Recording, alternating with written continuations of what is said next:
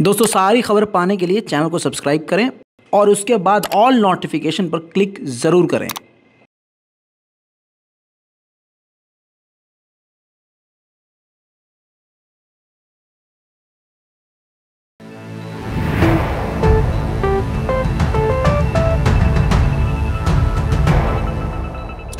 सलाम, नमस्ते, सत श्री अकाल। मैं हूं रजा और आप देख रहे हैं रजाग्राफी की मिडिल ईस्ट स्पेशल रिपोर्ट। इस रिपोर्ट की सबसे पहली और बड़ी खबर यही है कि तुर्की ने अपना बदला ले लिया है और ऐसा बदला ले लिया है कि बवाल हो गया है। तुर्की ने इस पूरे साल में सबसे बड़ा हमला किया है और बहुत ही हिंसक और गुस्से में हमला किया है। याद होगा कि तुर्की में अभी कुछ दिन पहले ही, एक हफ्ते पहले ही 2 बड़े आतंकी हमले हुए। जी हां, जिसमें सीरिया की एक महिला को गिरफ्तार किया गया और कहा गया कि ये पीकेके की लड़ाकू है। कई आतंकी ग्रुप अलग अलग जगह से तुर्की पर हमला करते रहते हैं, लेकिन सबसे बड़ा दुश्मन पीकेके यानी कुर्दिश लड़ाके हैं। यही कुर्दिश लड़ाके ईरान पर भी हमला करते हैं और तुर्की के अंदर तक अब हमला कर रहे हैं। पुरानी बात नहीं दिखाऊंगा, लेकिन इस बार जो तुर्की ने हमला किया है वो आपको बताऊंगा। इसके बाद इस हमले का बदला लेने के लिए रजब तैयब अर्दगान ने कुछ इस तरह से हमले का ऑर्डर दिया। इस वीडियो के बारे में सिर्फ इतना बताया जा रहा है कि प्रेसिडेंट रजब तैयब अर्दगान ने इस वीडियो में देखिए इस तरह से ऑपरेशन, एयर ऑपरेशन यानी हवाई हमले की पूरी जानकारी ली और ऑर्डर दिया। जिसके बाद आपकी स्क्रीन पर यह मैप देखिए। बड़ी बात यह है कि सीरिया में हमला किया एक ही साथ और इराक पर किया। जी हां, एक साथ एक कम 90 यानी 89 जगह पर आतंकी संगठनों के इलाकों पर बड़ा हमला किया। इस एयर ऑपरेशन का नाम क्लॉ स्वॉर्ड था। जी हां, आपको बता दूं कि तुर्की फाइटर जेट ने इराक, मतलब पहले इराक की तरफ हमला किया और दे दनादन घुसता हुआ यह सीधा पहुंच गया, जी हां, सीरिया। और सीरिया यानी टोटल 89 यानी एक कम 90 जगह पर तुर्की ने एक साथ हमला कर दिया, जिसमें बताया यह जा रहा है कि कुर्दिश को काफी बड़ा नुकसान हुआ। रिपोर्ट के मुताबिक जो ताजा मेरे पास खबर है कि सिर्फ 31 पीकेके के लड़ाकू सिर्फ सीरिया में ही मारे गए हैं। इराक की अभी रिपोर्ट आना बाकी है। कहा यह जा रहा है कि पूरे साल में पहली बार तुर्की ने इतना बड़ा हमला किया है और हमला करना उसका बनता भी है। कोई इसकी आलोचना नहीं कर सकता क्योंकि तुर्की ने लिया है ये बदला। अब आप कहेंगे और मचल रहे होंगे कि तुर्की का वो हमला मैं आपको दिखाऊं, तो चलिए, जब तुर्की ने सीरिया और इराक में पीकेके के लड़ाकों को निशाना बनाया और हवाई हमला किया, तो इस बार इजराइल के हमलों को भी फेल कर दिया है तुर्की ने। देखिए,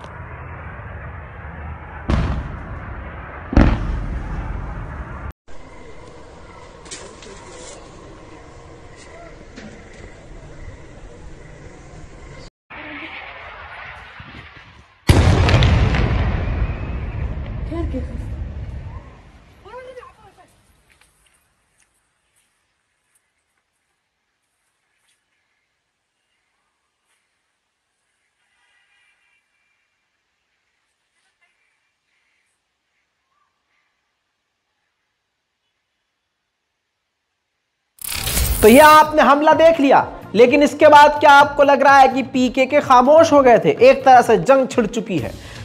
सीरिया के अंदर से पीकेके ने जब देखा कि हम पर इतना खतरनाक हमला हुआ तो पीकेके के लड़ाकों ने सीरिया के बॉर्डर से तुर्की के अंदर रॉकेट फायर किया, जिसकी वजह से जिस हमले में रॉकेट हमले में तुर्की का एक सोल्जर यानी तुर्की का एक फौजी और तुर्की के 2 पुलिस अफसर बुरी तरह से घायल हो गए।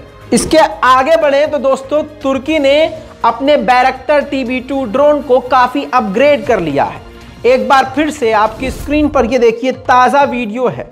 ये बैरक्टर TB2 ड्रोन नहीं है, ये है बैरक्टर किजिलेल्मा। जी हां, किजिलेल्मा ये तुर्किश नाम है, बैरक्टर का ही अपग्रेड वर्जन है। इसकी खासियत यह है दोस्तों कि इसके अंदर 1500 किलो बम लादा जा सकता है। 900 किलोमीटर प्रति घंटे की रफ्तार से यह रॉकेट की तरह उड़ता है। क्रूज स्पीड इसकी जो है 740 है और 930 किलोमीटर दूर तक यह हमला कर सकता है। 930 किलोमीटर कम नहीं होता, खुद आप जहां बैठे हैं वहां से देख लीजिए कि 900 किलोमीटर दूर कौन सी जगह है, इतनी दूर तक ये बैरक्टर ड्रोन हमला कर सकता है। एक और चीज बता दूं, 5 घंटे तक लगातार यह हवा में लड़ सकता है। इसकी और ताकत अगली यह है कि लगभग 10,000 मीटर तक ये ऊंचाई पर जाकर उड़ान भर सकता है और हमला भी कर सकता है, जो कि काफी एडवांस हो चुका है। और एक बार फिर से तुर्की ने दिखा दिया है कि उसकी ताकत काफी खतरनाक है। वहीं दोस्तों 10 महीने बाद यानी पिछले 10 महीने से इराक में आतंकी हमला नहीं हुआ था, सुकून और शांति थी, लेकिन 10 महीने बाद इराक में चेक पॉइंट पर आतंकी हमला हुआ। बताया जा रहा है कि इस हमले में 4 इराकी फौजी मारे गए हैं। हमले की जिम्मेदारी ISIS यानी दाइश ने ले ली है। कहा जा रहा है कि इराक के चेक पॉइंट के हथियार और बारूद भी ISIS के आतंकवादी उठाकर ले गए हैं। ये काफी बड़ा हमला था। अब आते हैं दोस्तों ईरान की तरफ। तो ईरान में जो प्रदर्शन चल रहा है उसको लेकर ईरान के खिलाफ UN में वोटिंग डलवाई गई, जिसका सवाल ये था, UN ने जो सवाल किया था और जिस पर वोट डालना था पूरी दुनिया को, कि ईरान ह्यूमन राइट का वायलेशन कर रहा है कि नहीं, यानी मानवता को तार तार कर रहा है कि नहीं, इसकी जांच फिर आगे होगी या नहीं। इस तरह की बात UN पूरी दुनिया के सामने रखकर वोट हासिल करना चाह रहा था ईरान के खिलाफ। तो क्या किस बात पर कि ईरान मानवता का उल्लंघन, ह्यूमन राइट का उल्लंघन कर रहा है कि नहीं, इस पर वोट जो डाला गया वो काफ़ी हैरान करने वाला है। आपकी स्क्रीन पर रिजल्ट का लगा रहा हूँ, ये देखिए, जिसमें ईरान के खिलाफ जो वोट डाले गए हैं 78 देशों ने वोट डाले कि हाँ ईरान जो है ह्यूमन राइट का उल्लंघन कर रहा है। कितने देशों ने माना?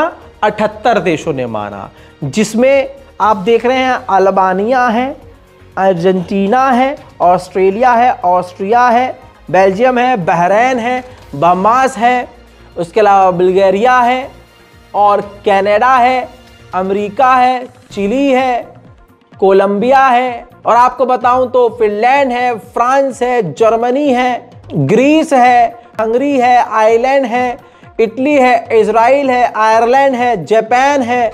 इन सभी देशों ने, जो आगे हरा बॉक्स बना हुआ है ना, इन सभी देशों ने ईरान के खिलाफ वोट डालकर कहा कि जी हाँ ईरान ह्यूमन राइट का वायलेशन कर रहा है, इसकी जांच होनी चाहिए। लेकिन अगेंस्ट यानी जिन्होंने ये कहा है, माना है कि ईरान किसी भी ह्यूमन राइट का उल्लंघन नहीं कर रहा है, ईरान कोई गलत काम नहीं कर रहा है। इसमें ईरान का साथ देने वाले देश 28 हैं। पहली बार काफ़ी बड़े देशों ने, मतलब काफ़ी ज़्यादा तादाद में ईरान को समर्थन मिल गया है। जैसे आर्मीनिया फुल खुलकर सपोर्ट में है, किसके? ईरान के। बड़ी बात, आर्मीनिया। बांग्लादेश खुलकर ईरान के सपोर्ट में, बेलारूस पूरी तरह से ईरान के साथ, बोलीविया ईरान के सपोर्ट में, इसके अलावा बिरूनी दारुस्सलाम पूरी तरह से ईरान के साथ, चाइना खुलकर, क्यूबा खुलकर, इसके अलावा कजाकिस्तान, इराक, इंडोनेशिया और कमाल की बात भारत, जी हां भारत भी खुलकर ईरान के साथ। जी हां मेरे दोस्तों, अंध भक्त आज दिन में तारे देखेंगे, अंधभक्त आज फिर से गू चाट कर बेहोश हो जाएंगे कि भारत ने ईरान का समर्थन किया है। सोचिए, भारत में कई जगह से आवाज उठी थी कि हाँ, ईरान में ये जो पर्यटन हुआ है ये सही है, हिजाब बैन होना चाहिए, और यहां भी प्रदर्शन होना शुरू हो गया था। हुआ क्या? ईरान के साथ खड़ा है भारत। ईरान के लिए भारत सरकार ने कहा है यही कि ईरान कोई भी उल्लंघन नहीं कर रहा है। इसका मतलब ये हुआ कि भारत ये कह रहा है, ईरान से सहमत है कि आप अपने देश को बचाने के लिए अपने ऊपर होने वाले हमले के जवाबी कार्रवाई में कुछ भी जो कर रहे हैं वो गैर कानूनी नहीं है और मानवता को तार करने वाला नहीं है। तो यानी भारत पूरी तरह से, हाँ, तो अंधभक्त तो बेचारे कहीं की नहीं रहे, ना अंधभक्त यहाँ कह रहे नाले के, ना वहाँ कह रहे पखाने के। अब कहाँ जाओगे? एक जगह है, मैं बताऊं, गटर में जाओ, गटर में। इसके अलावा भारत का तो मैंने बता दिया, लेबनान, इंडोनेशिया, इराक समेत कजाकिस्तान आपको बता चुका हूं। रशिया पूरी तरह से ईरान के साथ है। मजेदार, पाकिस्तान और ओमान भी पूरी तरह से ईरान के साथ। श्रीलंका ईरान के साथ। Syria, Tajikistan, Turkmenistan, Zimbabwe, Vietnam, Uzbekistan, ये सब के सब ईरान के समर्थन में, यानी 28 देश ईरान के साथ। और जो खिलाफ हैं उन खिलाफ में से, यानी ईरान के जो खिलाफ हैं, सऊदी अरब भी है, यूक्रेन भी, इसके अलावा ब्रिटेन भी और अमेरिका भी। आप जानते हैं कि ईरान के खिलाफ है। लेकिन इन सब में कमाल की बात यह है, 67 देश गायब रहे। जो पीले बॉक्स लगे हुए हैं ये वो देश हैं जो गायब रहे, जिन्होंने वोट ही नहीं डाला। कमाल की बात है, यूएई ने वोट नहीं डाला। अब ये वो देश हैं जो ईरान से पंगा लेना नहीं चाहते हैं। मैं आपको इंटरनेशनल पॉलिटिक्स खेल बता रहा हूं। जो ईरान से पंगा नहीं चाहते उन्होंने वोट ही नहीं डाला है, जिसमें कतर ईरान के खिलाफ नहीं है, कुवैत ईरान के खिलाफ नहीं, वोट ही नहीं डाला उसने। नेपाल ने वोट नहीं डाला, अल्जीरिया ने वोट नहीं डाला, कंबोडिया ने वोट नहीं डाला, अजरबैजान ने वोट नहीं डाला। जी हां, इसके अलावा चाड वोट नहीं डाला, इजिप्ट ने वोट नहीं डाला, फिजी ने वोट नहीं डाला, इथियोपिया ने वोट नहीं डाला, कीनिया ने वोट नहीं डाला, जॉर्डन ने वोट नहीं डाला, गोइनिया ने वोट नहीं डाला, गाबोन ने वोट नहीं डाला, गाम्बिया ने वोट नहीं डाला, युगांडा ने वोट नहीं डाला, कतर भी खामोश है, आपको बता चुका हूं, रवांडा भी खामोश है। वोट, यानी 67 देशों ने वोट ना डालकर यह जता दिया है कि वो ईरान से पंगा लेना ही नहीं चाहते। सऊदी अरब के आसपास अमेरिका डिफेंस इंफ्रास्ट्रक्चर बना रहा है, यानी कोई एक हथियार नहीं, पूरा एक इलाका बना रहा है जिसमें इजराइल, अमेरिका मिलकर ईरान के खिलाफ डिफेंस तैयार करेंगे।